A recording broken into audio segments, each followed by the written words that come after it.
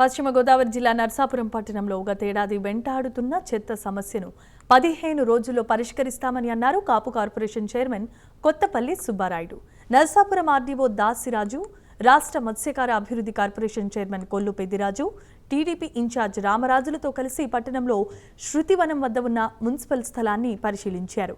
పట్టణంలో సేకరించిన చెత్తను అక్కడికి తరలించాలని నిర్ణయం తీసుకున్నారు. ప్రస్తుతం గుర్తించిన స్థలాల్లో కాంపోస్ట్ యార్డ్ ఏర్పాటు చేస్తామన్నారు. అతి త్వరలోనే డంపింగ్ యార్డుకు శాశ్వతమైన పరిష్కారం చేస్తామని మాజీ మంత్రి కొత్తపల్లి తెలిపారు. సైట్ రిజిస్ట్రేషన్ కూడా అయిపోతుంది. ఆ సైట్ కూడా పర్మనెంట్గా అక్కడికి డంపింగ్ చేస్తాం. ఇది జనరల్గా ఓసూరు వాళ్ళ ఫ్యామిలీ నుంచి మున్సిపాలిటీకి ఏదో మున్సిపాలిటీ పర్పస్ గురించి వాళ్ళు డొనేట్ చేయడం జరిగింది ఈ సైటు. ఇప్పుడు ఓసూరు పండిగారు గారితో కూడా నేను మాట్లాడాను. ఊటీలో ఉన్నారు ఆయన జనరల్గా. ఓసూరు పండిగారు గారితో కూడా నేను మాట్లాడినప్పుడు చెప్పాను ఆయనకి ఇలాగ ఒక 10 రోజులు కోఆపరేట్ చేయండి. 10 రోజుల తర్వాత ఎంత చెత్త వేస్తే అంత చెత్త కూడా మళ్ళీ రీడంప్ చేయించేస్తాం ఇక్కడ నుంచి.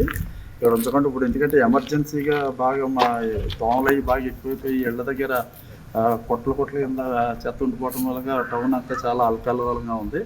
దీని విషయంలో మీరు కూడా కోఆపరేట్ చేయాలంటే